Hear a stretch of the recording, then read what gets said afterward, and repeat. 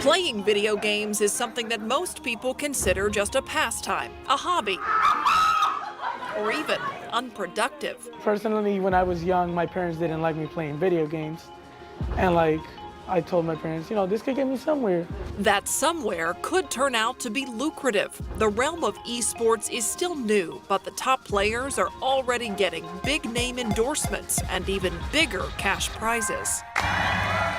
High schools are launching esports programs. Universities are beginning to offer scholarships. In the last 10 years, we went from pretty much no scholarships, no space, no internships, no jobs. Now there's, scholarship money up for grabs. There's cash prizes up for grabs, and it's a pretty big incentive. And companies are actively scouting esports athletes for jobs in the tech field. If you look at our aerospace customers, robotics, cybersecurity, even the military missions, they are all looking at esports and gaming as a new area to find, recruit, retain talent. San Antonio is part of this new trend. In this episode of KSAT Explains, we're taking a look at what San Antonio is doing to become a player in this new arena, plus the potential benefits of esports to student athletes, the professional players, and the city itself. KSAT Explains. KSAT Explains. KSAT Explains. KSAT Explains. On-demand, in-depth perspective. Perspective on stories we bring you in our newscasts throughout the day. We're looking into concerns over voting safety during a pandemic and the battle over mail-in voting. A look at how the protests and demonstrations have played out in our city and an examination of what it means to be black in San Antonio. An issue that you have likely felt the effects of, rising property taxes. The roots of Tejano run deep in South Texas. We examine the cultural impact the music has had in San Antonio. In this week's episode, all about esports.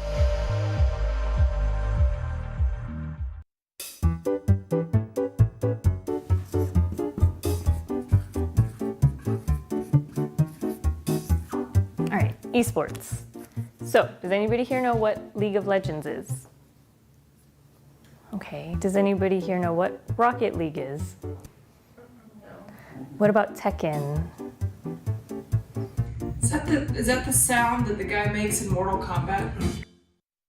So, you're probably wondering how I got here. Or rather, you're probably wondering, who even is this? Hey there, my name is Valerie Gomez. I am the video editor and graphic artist for KSAT Explains, and I'm also the resident gamer on the team, so they let me take the reins for this episode so that I could explain what esports are exactly. Let's start at the beginning. Esports stands for electronic sports. Electronic as in video games. Esports are essentially just competitive video games. And there's a variety of genres of games that are included. For example, sports. Games like FIFA or NBA 2K. First-person shooter games like Call of Duty, and fighting games like Super Smash Bros., Tekken, and Mortal Kombat. Many of the games played competitively are team-based, and different games have their own distinct leagues with a certain number of teams or players. Leagues run for a predetermined amount of weeks, which would be considered their regular season, just like a regular season in the NFL or NBA. Teams or players are ranked based on performance and play each other throughout the season. Eventually, the top 2 teams or players make it to the playoffs, and then the top 2 teams or players compete in the finals. The prize pools for these tournaments can be incredibly lucrative. One of the most popular games for esports, Dota 2, has their final tournament after a year-long season. The prize pool for the 2021 tournament was just over $40 million. The winning team ended up taking home more than $18 million to split between 5 team members. Another game that you might be familiar with is Fortnite, and their World Cup finals had a prize pool of $30 million in 2019. All that to say that there's some real financial returns with putting the dedicated time and effort into practicing a video game. Just keep in mind that getting to top player status and winning these kinds of prizes involves the same amount of commitment that any traditional athlete has to have to get into a professional sports league like the NBA. So, where do you start if you want to compete? Once they feel confident enough, a gamer can look up local or regional tournaments to get started in esports. It's where a player starts and begins to grow their skills. Most of these tournaments also come with a small registration fee, which goes into a small prize pool so players can win money as they work their way to the top. The way that the new people are going to get better is by playing the veteran, really good players. This leads us into one of the challenges when it comes to esports at the grassroots or beginner level: funding.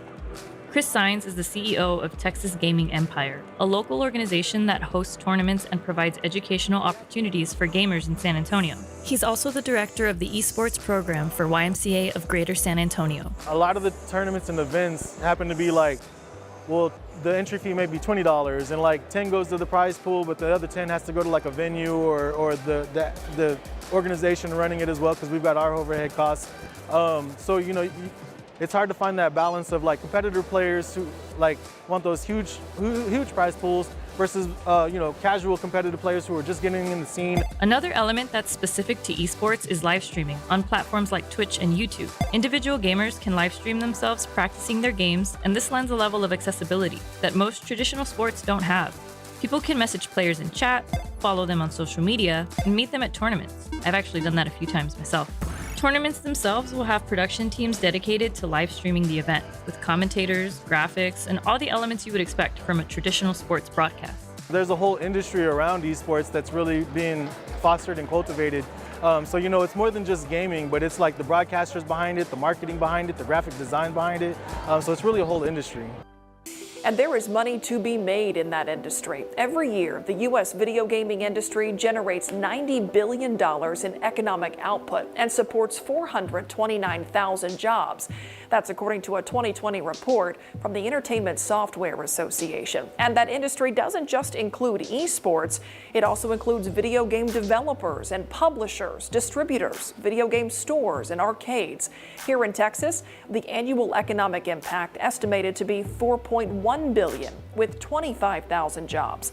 When we talk specifically about esports, many in the gaming industry believe that hosting tournaments can benefit a city's local economy. It's one of the reasons that Port SA decided to build an esports arena right here in San Antonio. The Techport Center and Arena is the first in the nation to be built from the ground up, and it's expected to be a competitor to the already established esports venues. But Port SA says it's not just about the gaming. It's about taking those skills and building a new generation of talent. This is what the Techport Center and Arena will look like when it's completed later this year. The nearly $70 million center sits at the heart of the Port SA campus. A 3,300-seat arena, a food hall, an eSport gaming center, the first one built in the United States from the ground up, a tech transfer area, and the Samset Museum. There are arenas that host esports events all around the country, but San Antonio will soon have the first arena built from the ground up specifically to host and broadcast esports tournaments. I was recently in Las Vegas at the HyperX Arena, and it was a converted restaurant. Recently took a trip to Dallas to their eSport Arena, which is a converted convention center. So they all have great attributes to them, but I think what we do is we bring the next level of it. We bring the data, we bring the technology to it, we bring the ability to broadcast, which we're really excited about. The goal, to bring in large events and tournaments, spur economic growth, and serve the San Antonio community. Everyone will have access to the center. To foster our local community and give them a place where they can gather and create their own events and build them specifically for our city. So will this $70 million investment be worth it? It's probably too soon to say, but we reached out to the chief revenue officer at Esports Stadium Arlington, the stadium block he says he recently visited. Here are a few things they say have been key to their success: strong partnerships, support from the city of Arlington, and the ability to diversify, making sure they're not billing their arena as only for competitive gaming. They also host other events there. Still, they say about 60% of their events every year are esports specific.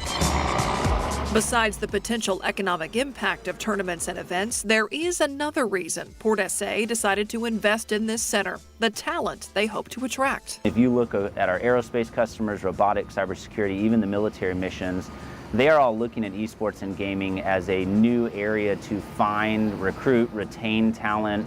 The Techport also represents something else for Director of Land Gaming and Esports, Sam Elizondo. Elizondo, who grew up in the San Antonio area, sees the Techport Center and Arena as an opportunity to transform kids' lives. The Techport Center, I think, will be an eye-opener for anybody that's at it, right? Because you have everything there for you. There's going to be gaming, there's going to esports, you're going to have the entire museum, robots. Just gives me hope in a time where there may not be as much all the time, especially for our youth. Just great satisfaction to know that we're building something here that I know is going to change lives through a medium that I genuinely and truly love.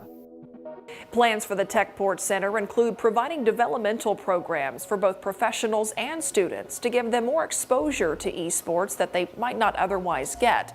But even before those plans were set, local kids were getting familiar with esports because more schools are creating esports teams.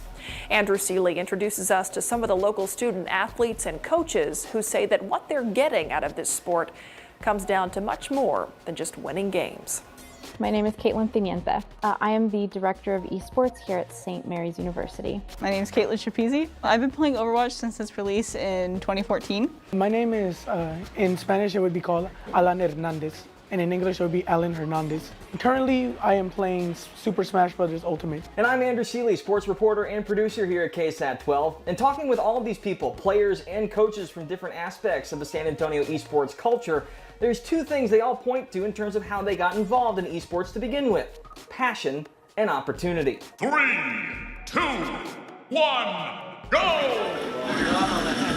I loved playing video games as a kid, and I was like, I should make a club about this. And it comes to my surprise that there's already a club about it, and I'm like, what? The coaches and students here are very nice and cooperative, which made me want to join. At UIW, when Caitlin first joined the esports club, there wasn't a team for Overwatch, which is a first-person shooter game.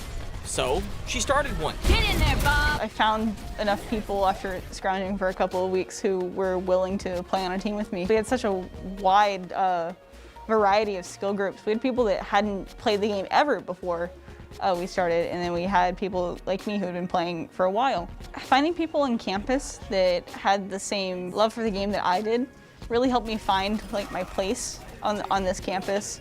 It gave me a group of friends instantly that I went everywhere with.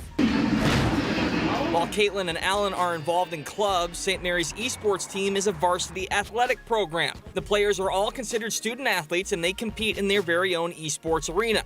So naturally, there's a noticeable change in intensity, but the benefits remain the same. The people that you meet, the friendships that you make, the networking that you can do with your peers, skills needed in a workplace, communication, giving feedback, working with different ideas, working, to solve different challenges. And 9 times out of 10, students will rise to the expectations you give them, or they will rise to the challenges you give them. There's no shortage of people who love video games here in the Alamo City. But Tenienta believes the next big step will come from high schools nurturing esports programs of their own. And the Rattlers are doing what they can to help foster that growth. We've adopted this building bridges mentality. When we talk to high schools about esports or invite them to our campus, it really is about offering ourselves as a program, as a resource to them. Now at Jefferson High School, esports coach Robbie Hernandez has seen the growing pains of starting a program firsthand. And there are many challenges he has had to navigate. First and foremost, students having technology at home.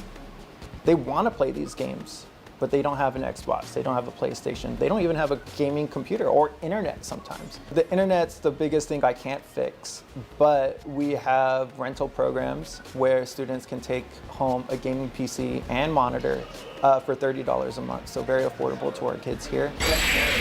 The Mustangs program began in October of 2020, and at first, the roster dwindled from 15 to 6. But those 6 players made their voices heard on campus and told Hernandez they wanted to keep the program alive. Those 6 grew into almost 30 this year.